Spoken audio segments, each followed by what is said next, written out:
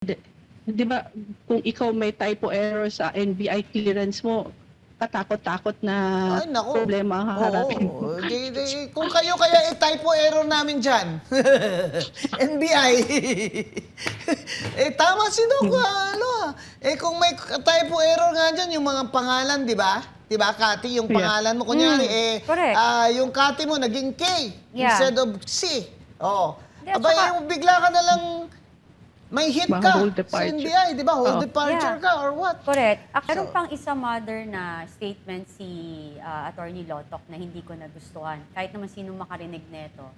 Based on the rule of law, hindi po ako abogado, pero hindi naman din po ako tanga na hindi maintindihan. Nung sinabi niya na, nung tinanong siya na, I forgot lang kung paano yung pagtanong, pero ang pagkakaintindi ko, yung pagtatanong is, paano mo nasabi na may kakayahan si VP Sara na patayin No. or pumatay? Oh, dahil daw, ang tatay niya ang si tatay Digong. niya is si PRRD na may kaso sa ICC, which is, number one, speculate ka na nun. Oo. Di po ba? Tsaka, dahil ba yung tatay niya ay akusado ng EJK sa ICC, siya may kakakayahan na magpapatay ng tao?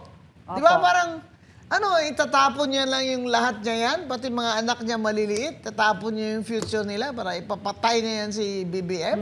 Parang,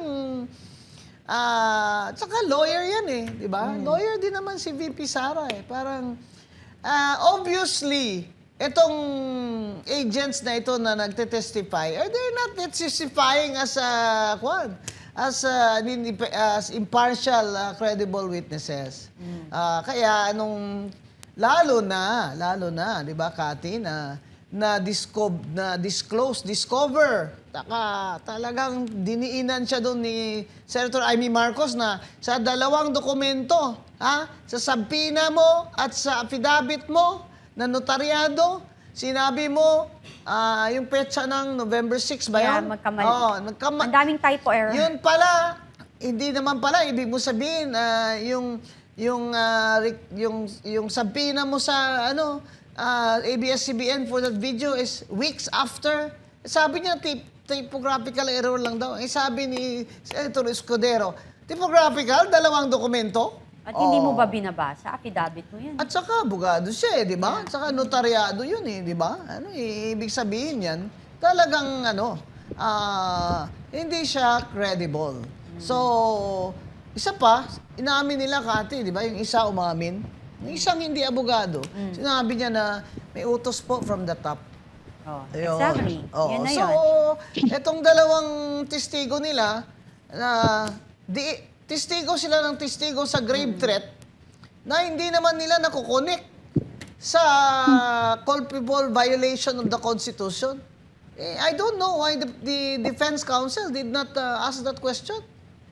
How is it now, if you're saying that this is grave threat, tinanong pa siya, is this conditional or absolute? Tinanong siya ni Senator Cayetano, sabi niya, in my opinion, it is absolute. No!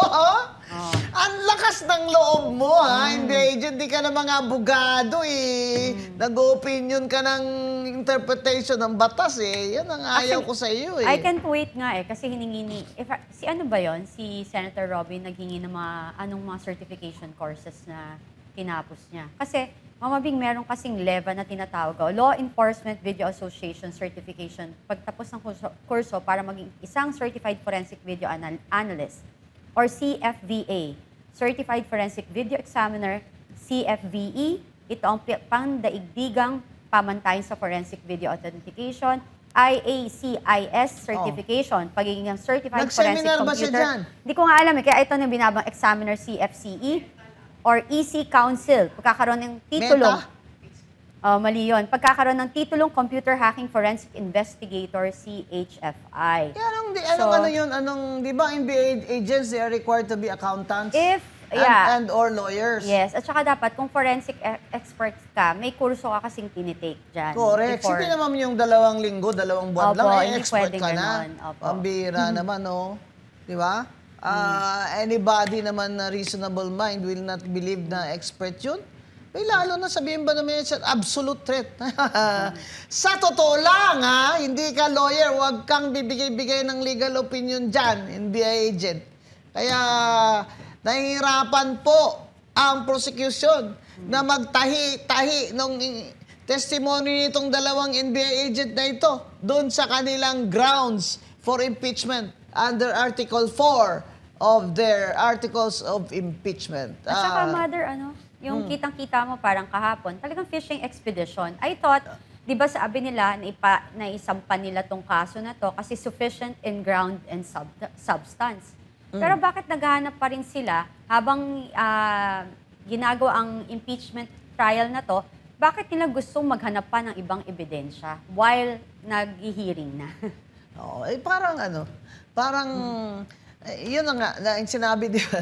Typographical error ba yan na yung subpoena mo, ganitong pitcha, pero actually, yung hiningi mo palang video, 2 weeks after, di ba? Parang, ibig sabihin, basta nagsisinungaling ho, talaga hong mahuhuli Kakamali. sa bunganga at sa papel. Kaya, Pag hindi galing sa'yo talaga. yes, good job! Good job, Senator Manang Amy Marcos, my classmate in evidence. Diba?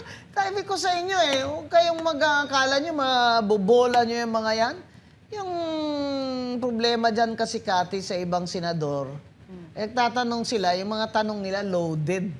Kumbaga sa sugal, yung dice loaded. Yeah, Diba? Hindi na yun correct. mga legal na questions Yung mga, in what way is this betrayal of public trust? Ganun. Leading na di ba?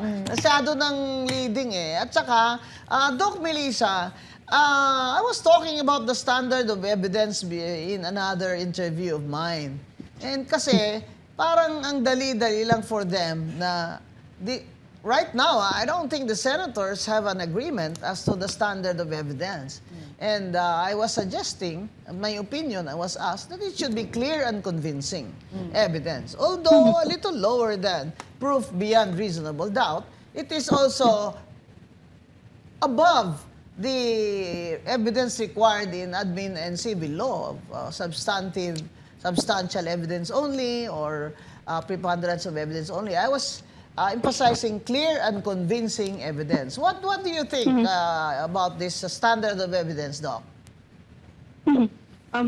So, wala namang express yung Constitution, pero if you place it on the ground, for instance, high crime, so the terminology itself, dapat high crime, beyond reasonable doubt yon kasi high crime. Oh, yes. Oo. High crimes. Culpable, Oo, kasi culpable violation. mahirap naman yung bintang-bintangan mo ang tao. Hindi beyond reasonable doubt yung high crimes, di ba? Dati kasi an attempt on the life of the king was a high crime. It was also treason, di ba? The king of England. Also, in Thailand, meron silang batas na ganun, lèse majesté. Yeah. Yung libak-libakin mo yung hari, patay, bitay ang parusa. O kaya, hindi sila pwedeng mag-touch ng any part of the body or clothing of the royal family. Di ba? Diyan sa Thailand, in Asia, I'm only citing Thailand. But I suppose, during the earlier time, yung emperor ng Japan, ganun din yun. May lèse majesté din yung Japan doon.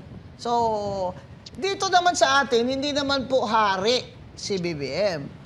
Diba? Kahit na feeling niya, pero hindi siya hari. At saka sa England nga ngayon, may hari. Sa Denmark, may hari. Sa Espanya, may hari. Pero wala na pong lèse majesté. Yung batas na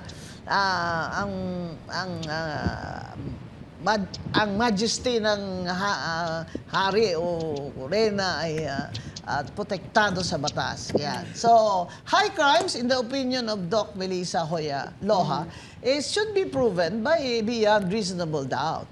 What about the other allegations, Doc Melissa? For culpable, I think okay na yung dapat clear and convincing. Yes. Yes, Pero, in all these grounds, Doc Loha, hindi naman tama na preponderance of evidence lang? Kasi removal ito ng Vice President Diba? Oh, no. Kasi Dapat. kung bawa betrayal of public trust admin law, clear and Oo. convincing din eh. Oh, dapat clear and convincing evidence. Yeah. 'Di ba? Yeah. So, Opo. yung dalawang NBI agent, clear and convincing evidence ba yung testimony nila, Doc Loha? I would, my tendency is to split the two. Kung as to the clear, dapat based on yung record or the documentary object evidence and so on. Pagka-convincing naman based on the testimony, dun siya mag-fail kasi nga walang eye contact and